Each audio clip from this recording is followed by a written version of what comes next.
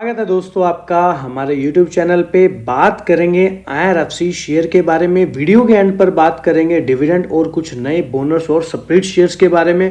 Video को शुरू करने से पहले एक छोटी सी रिक्वेस्ट उन लोगों से करना चाहेंगे, चैनल पर फर्स्ट टाइम आया है तो चैनल को सब्सक्राइब जरूर कर लेना है, बेल आइकन को भी प्रेस कर लें ताकि सारे नोटिफिकेशन सारी अपडेट्स आप तक पहुंचती रहें। तो फिर शुरू करते हैं आज की ये वीडियो। मैं हूं आपका दोस्त करण, स्वागत है आपका अपने ही चैनल पर। या IRFC कहां दाव लगाने से होगा निवेशकों को फायदा, जाने एक्सपर्ट्स की राय।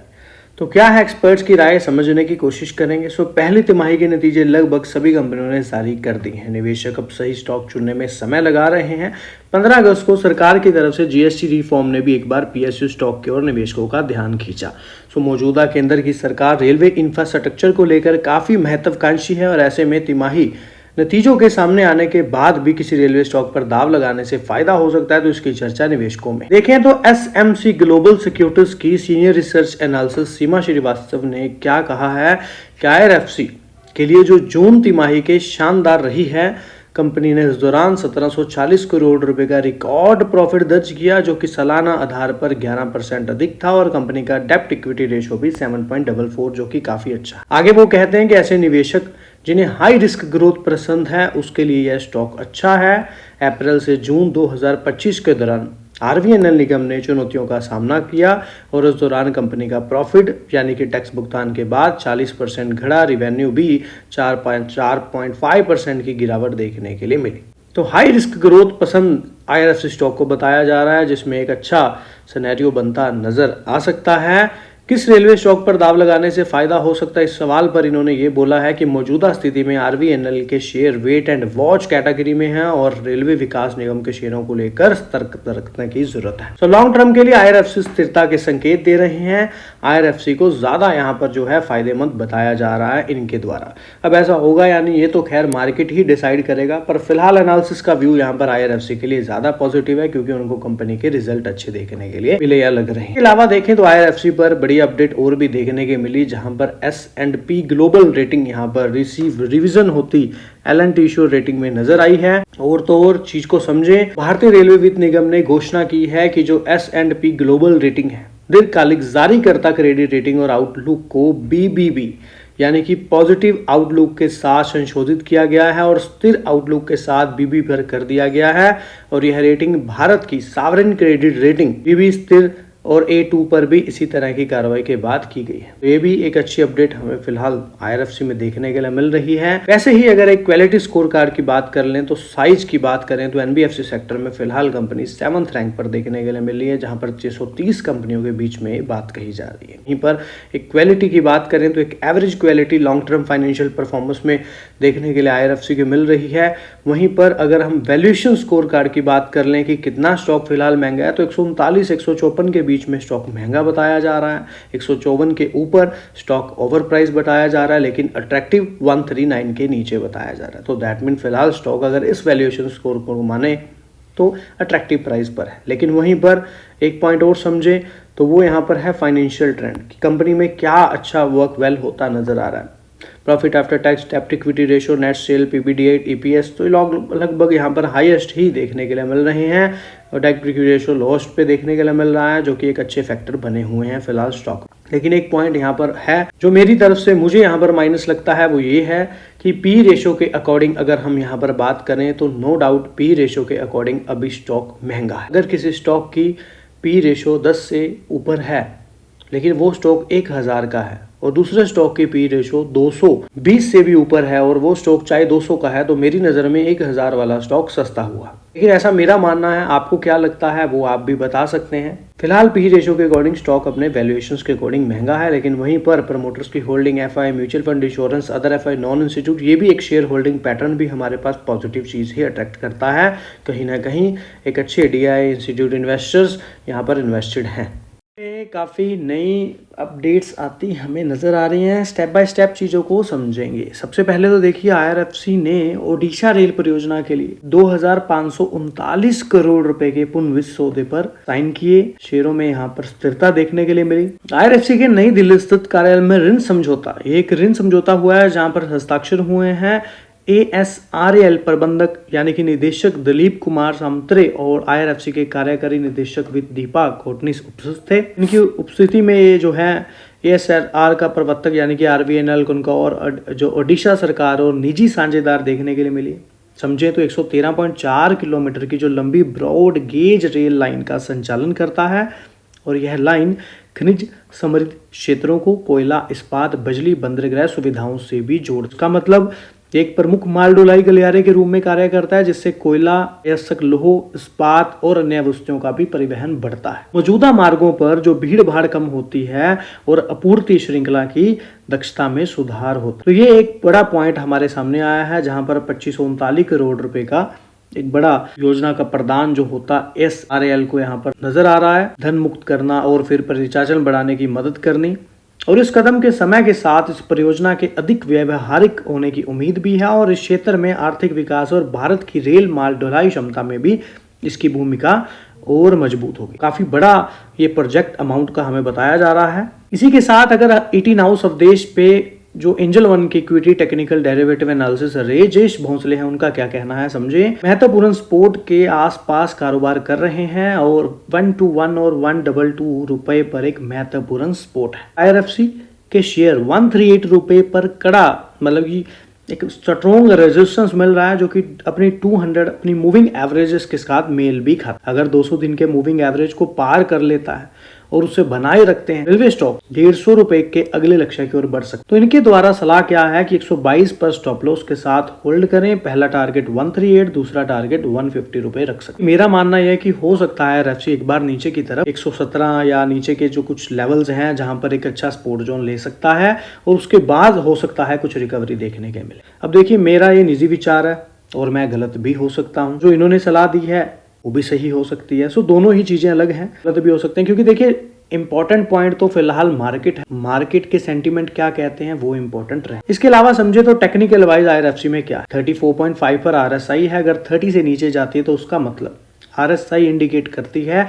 कि बिकवाली ज्यादा हो चुकी है, अब खरीदारी आनी। अगर हम ट्रेंड लाइन मूवमेंट स्कोर के अकॉर्डिंग बात करें तो ये भी हमें बुलिश होता नजर नहीं आ रहा है। बीरिश भी नहीं है, लेकिन बीरिश के पास काफी है। इसका मतलब कि कहीं ना कहीं सेलर कहीं ना कहीं यहाँ पर एक्टिव है।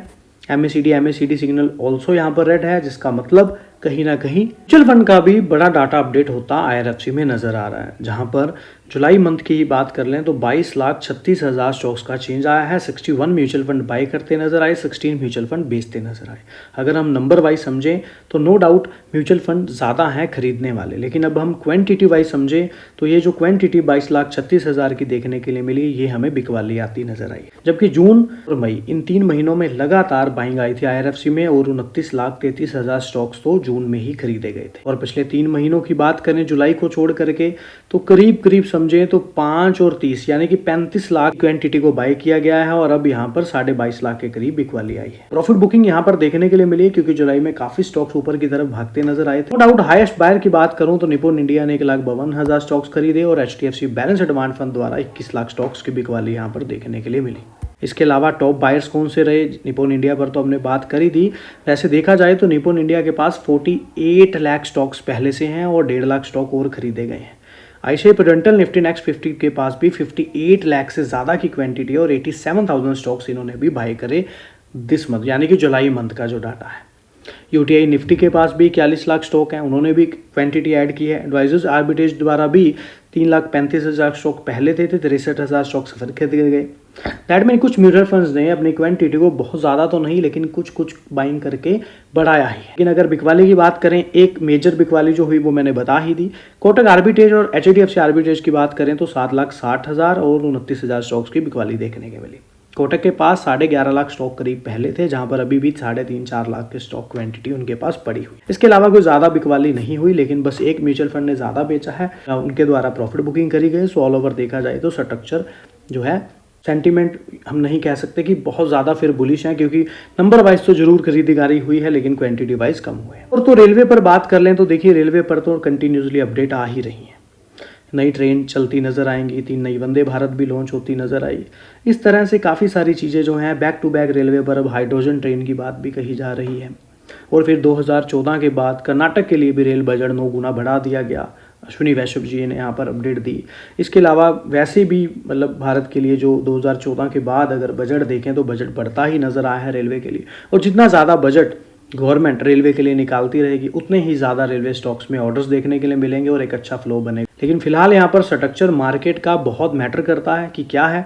100 रुपये भी देखिए निवेश करना है तो 5-5 करके 20 बार में निवेश किया जा सकता है। जैसे जैसे स्टॉक 10-10 पॉइंट गिरता है थोड़ा थोड़ा एक्युमुलेशन किया जा सकता है, जिससे लंबे समय में काफ़ी अच्छे रिटर्न बन सकते। देखिए फिलहाल बिजनेस फंडामेंटल में कोई सिनेरियो दिक्कत वाली बात तो नहीं है, लेकिन एक पॉइंट हमेशा साथ है कि गवर्नमेंट का पैसा अगर बजट निकाला जा रहा है तभी इनमें हमें कोई काफ़ी अच्छा सिनेरियो बनता नजर आ सकता है। Ma'am according to PE ratio sector wise समझने की कोशिश करें तो पी रेशो के अकॉर्डिंग अगर वैल्यूएशंस की बात करें तो कहीं ना कहीं महंगे हैं। अगर समझे तो मीडियन में देखने के लिए मिल रहे हैं, लेकिन अगर समझे पावर फाइनेंस और रेक लिमिटेड से तो कहीं ना कहीं 10 से ऊपर पी जो है कहीं ना कहीं कुछ वैल्यूएशंस जो हैं अभी भी महंगे हैं। अगर पी रेशो के अकॉर्डिंग समझने की बात करें तो दैट मीन वैल्यूएशंस के अकॉर्डिंग अभी भी स्टॉक थोड़ा महंगा। लेकिन अगर इसके अगले पॉइंट को समझें तो वो पॉइंट है कंपनी के बैक टू बैक क्वार्टर के रिजल्ट जो हैं बहुत बढ़िया आते नजर आ रहे हैं। दैट मीन कहीं ना कहीं कंपनी ने नवंबर 2024 में कहीं ना कहीं 6900 का प्रॉफिट बनाया था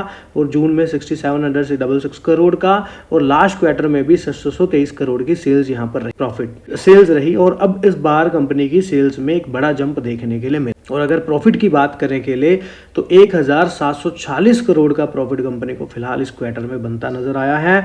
और उसके अलावा भी कंटिन्यूसली कंपनी कहीं ना कहीं एक अच्छा प्रॉफिट बना पा रही है। और दुबे जी ने काफ़ी सारी स्टेटमेंट्स दी हैं जो कि मैंने आगे वीडियो में डिस्कस की हुई हैं, उनको भी आप समझेंगे तो आपको काफ़ी ईजी रहेगा। मतलब अगर देखें अगर मार्केट के सेंटीमेंट सही रहते हैं तो कहीं ना कहीं स्टॉक में आपको एक बड़ा अच्छा सिनेरियो जो है देखने के लिए मिल सकता है। लेकिन इसका मीनिंग ये नहीं है कि 1-2 दिन में ही मिल जाएगा, हो सकता है अभी मार्केट में थोड़ा फॉल हो।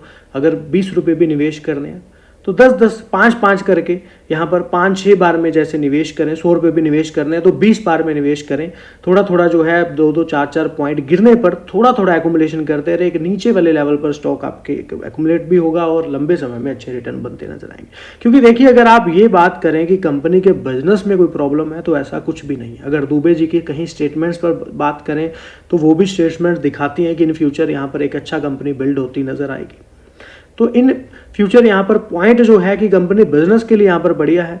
सेकंड क्या चाहिए, सेकंड चाहिए गवर्नमेंट का यहाँ पर जो है बड़ा इन्वेस्टमेंट जो है रेलवे पर होता रहे, तो रेलवे स्टॉक्स में काफ़ी अच्छा जो है सिनेरियो इन फ्यूचर एक बार फिर से देखने के लिए मिल। ईयर ऑन ईयर देख लें तो भी कंपनी की सेल्स में एक अच्छा जंप है और नेट प्रॉफिट में भी कंपनी की एक अच्छा जंप देखने के लिए मिल रहा है। नो डाउट अगर आप यहाँ पर लास्ट जो है 2025 में कंपनी के अगर आप यहाँ पर सेल्स देखेंगे तो 2024 में इस दोनों में कोई सेल्स में बड़ा फर्क नहीं है, लेकिन आप अगर प्रॉफिट देखेंगे तो प्रॉफिट में आपको एक जंप देखने के लिए मिल रहा है। वहीं पर अगर हम कंपनी के रिजर्व की बात कर लें तो कहीं ना कहीं कंपनी का रिजर्व में भी रेगुलर हमें जंप होता नजर आ रहा है, क्योंकि जो जंप है ये कंपनी रिजर्व अगर अच्छा पड़ा हो किसी कंपनी के पास तो डिविडेंड बोनस जैसी चीजें देनी कंपनी के लिए आसान बात रहती है। वहीं अगर मेन पॉइंट को समझे तो अगर आप एफआई और डीआई की होल्डिंग की बात करें तो कहीं ना कहीं एक अच्छी होल्डिंग हमें देखने के लिए मिल रही है। पब्लिक का काफी अच्छा स्टेक है। Number of share holding pattern की बात करें तो शेयर होल्डर्स में कुछ फॉल हमें होता यहाँ पर नजर आया है। कहीं ना कहीं जो है share number of share holders यहाँ पर कम हुए हैं, लेकिन ऑल ओवर स्ट्रक्चर को समझे तो एक अच्छा एफआईडीआई का स्टेक बना हुआ है, पब्लिक का स्टेक बना हुआ है, प्रमोटर्स की होल्डिंग ऑलरेडी बनी हुई है। जल्द ही मेट्रो परियोजना के लिए रोलिंग स्टॉक का वित्त पोषण करेगी। भारतीय रेलवे के लिए समर्पित गैर एनबीएफसी कंपनी भारतीय रेलवे गैर बैंकिंग वित्तीय कंपनी एनबीएफसी भारतीय रेलवे वित्त निगम या आईआरएफसी और मेट्रो प्रणाली के लिए रोलिंग स्टॉक खरीदने को वित्त पोषित पर विचार कर रही है, जिसका उद्देश्य है भारतीय रेलवे के मुख्य वित्त पोषण से विविधता लाना है। आईआरएफसी के अध्यक्ष, प्रबंध निदेशक और मुख्य कार्यकारी अधिकारी मनोज कुमार दुबे ने ईटी इंफ्रा रेल शो में मुख्य भाषण में कहा है कि हम मेट्रो रेलवे परियोजना में से एक के साथ एक समझौते पर हस्ताक्षर करने के कगार पर हैं, जहां हम पहली बार उनके रोलिंग स्टॉक को उसी तरह से वित्त पोषित करने जा रहे हैं जैसे हम भारतीय रेलवे के लिए कर रहे हैं। आईआरएफसी ने पारंपरिक रूप से भारतीय रेलवे द्वारा रोलिंग स्टॉक परिसंपत्तियों की खरीद को वित्त पोषित किया है। तो बहुत ही बढ़िया जो है यहाँ पर अपडेट दुबे जी द्वारा दी गई।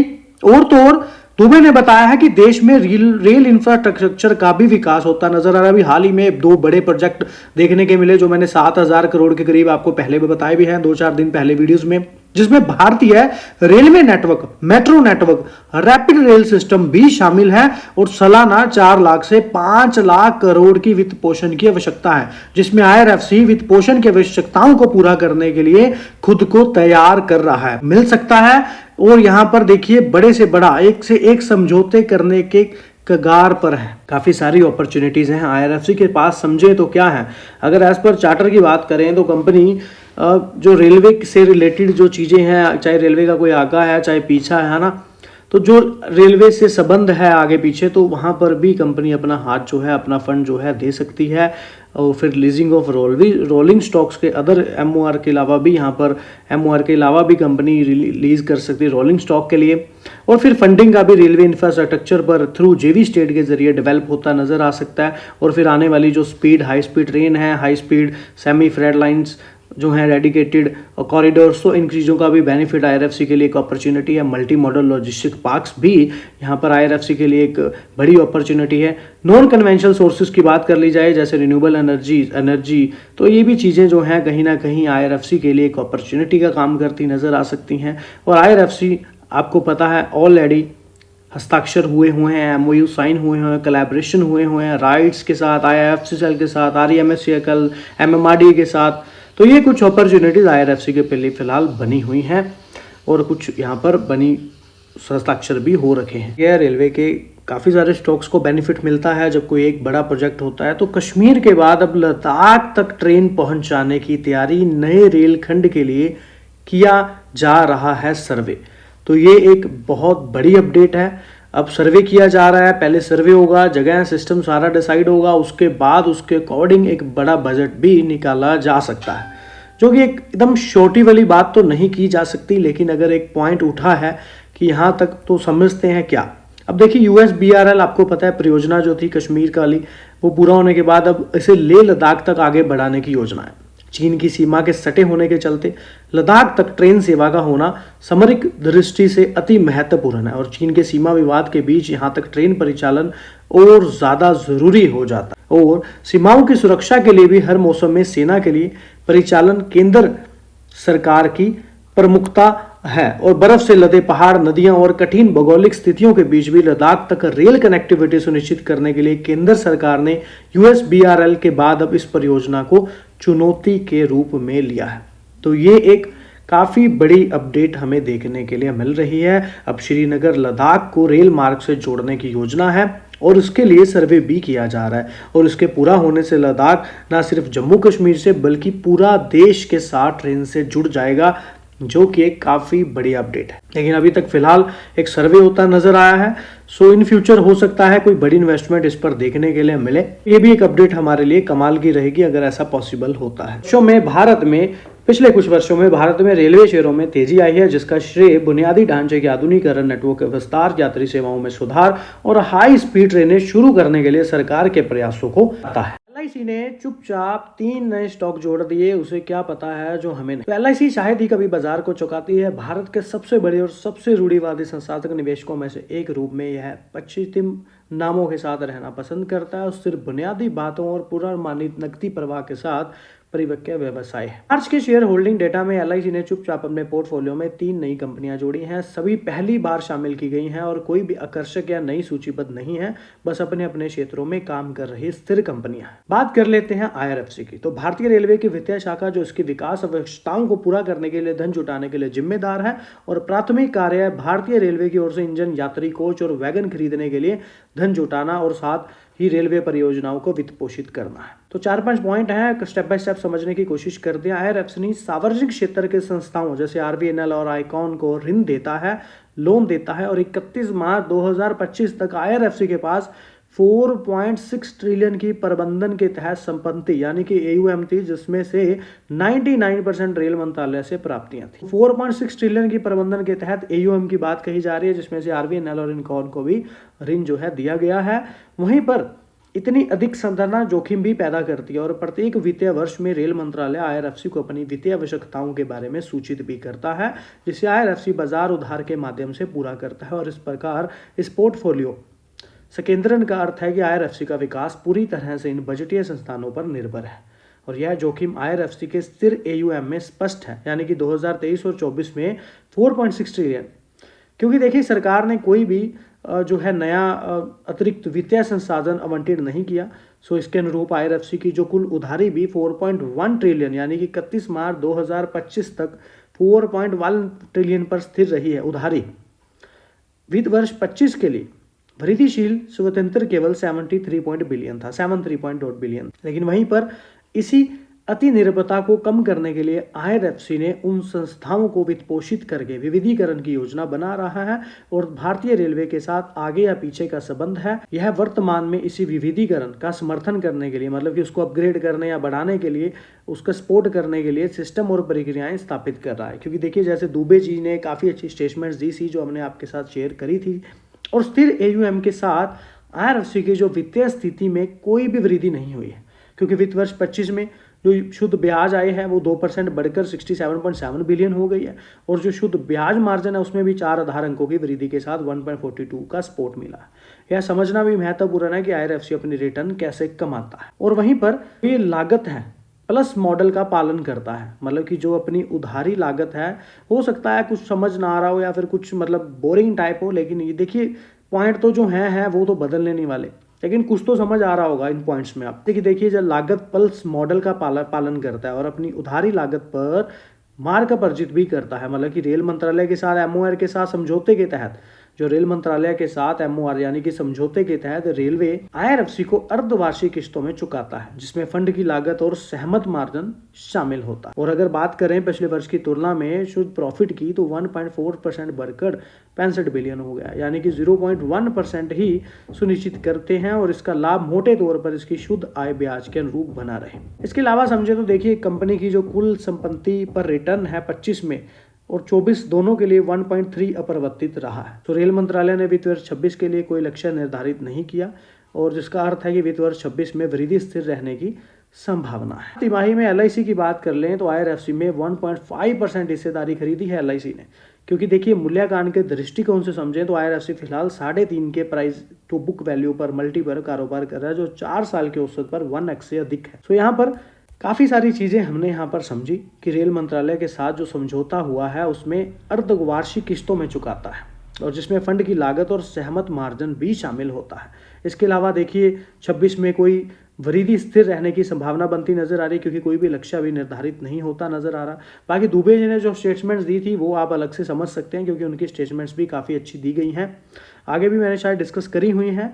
इसके अलावा देखिए एयूएम पे हमने बात करी है कि कंपनी का इस समय उधारी बहुत है जो कहीं ना कहीं जोखिम भी पैदा करती है। लेकिन ये अलग बात है कि फिलहाल मतलब जो समझते हैं सिस्टम को, क्योंकि भारत आपको पता है गवर्नमेंट का फोकस रेलवे पर बना रहता है, तो जिस वजह से यहाँ पर अगर गवर्नमेंट पैसा लगाती रहेगी रेलवे पर तो कहीं ना कहीं इन कंपनियों को भी बड़ा फायदा इन फ्यूचर मिलता नजर आ सकता है। दूसरा पॉइंट यहाँ पर समझे तो कंपनी हर साल करीब 2 डिविडेंड देती नजर आ रही है। 2023 में 2 डिविडेंड मिले, 2024 में 2 डिविडेंड मिले और फिलहाल 25 अभी चल रहा है तो 1 डिविडेंड देखने के लिए मिल चुका। एक्सपेक्टेशंस हैं कि आगे भी नवंबर दिसंबर या नवंबर के करीब या अक्टूबर के करीब 1 डिविडेंड और आता नजर आ। यहाँ पर अश्विनी वैष्णव जी ने अगले 2 से 3 वर्षों में 100 अमृत भारत, 50 नमो भारत और 200 वंदे भारत तक की यहाँ पर निर्माण के लिए ट्रेनों की बात यहाँ पर कही। इसके अलावा समझे तो यहाँ पर 2025-26 के बजट में जो भारतीय रेलवे के उन्नयन पर सरकार का ध्यान जारी है, 2.52 लाख करोड़ रुपए का आवंटन किया गया और वैष्णव जी ने 4.6 लाख करोड़ रुपए की नई परियोजना पर भी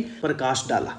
देखिए जब रेलवे पर बड़ी इन्वेस्टमेंट होती रहेंगी तो रेलवे की कंपनियों को उनका बेनिफिट मिलता ही रहे। अगर इस बात को शॉर्ट में समझेंगे तो भी एक ही लाइन बनती है, लंबे में समझेंगे तभी एक बात बनती है। अगर गवर्नमेंट का, सरकार का निवेश पूंजीगत रेलवे पर बढ़ता है तो नो डाउट रेलवे से रिलेटेड जो कंपनियां हैं उन सभी कंपनियों पर ही कैसे ना कैसे करके इफेक्ट जरूर पड़ता है, क्योंकि कोई ना कोई प्रोजेक्ट, कोई ना कोई कर्म, कोई ना कोई कार्य कंपनी कर रही है। ये हमको पता होना चाहिए कि हमारी कंपनी जो है, जो हम पर निवेश कर रहे हैं, उसका बिजनेस जो है वो बिजनेस उससे रिलेटेड है या नहीं। तो IRFC का सबसे बड़ा मेन सिनेरियो क्या रहता है आपको पता है, पेपर देना, नई परियोजना। अब कंपनी नवरत्न स्टेटस पर भी है, 1000 करोड़ तक का खुद का डिसीजन ले सकती है और काफी सारी एडवांटेज भी हैं जो अभी यहाँ पर आगे दुबे जी ने जो कहा है वो मैंने शेयर किया हुआ है, जिससे काफी चीजें क्लैरिटी से पता चलती हैं। अगले 4 से 5 वर्षों में पूरा हो जाएंगे और इन परियोजना में नई रेलवे लाइनें बिछाना भी है, पुनः विकास करना भी है, फ्लाईओवर भी है और अंडरपास का निर्माण करना भी शामिल है। और 31 मार्च तक तो 1400 कोच पूरे होने की उम्मीद भी बताई गई है और 25-26 में 2000 नए टर्नल कोच का लक्ष्य है और 1000 नए फ्लाईओवर को मंजूरी भी दे दी गई है। और कंपनी है पतंजलि फूड्स,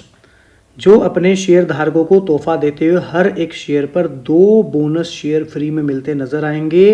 लेकिन अभी तक इस कंपनी ने यहाँ पर रिकॉर्ड डेट की घोषणा नहीं की है, तो रिकॉर्ड डेट की घोषणा जल्द ही की जाएगी। लेकिन कंपनी ने यहाँ पर जो एक्सचेंज में जानकारी दी है, बैठक में बोर्ड में गुरुवार को ही बैठक में 2.1 बोनस शेयर जारी करने की सिफारिश की। तो फिर रिकॉर्ड डेट जब तय होगी तभी पता चलेगा क्या सिनेरियो है।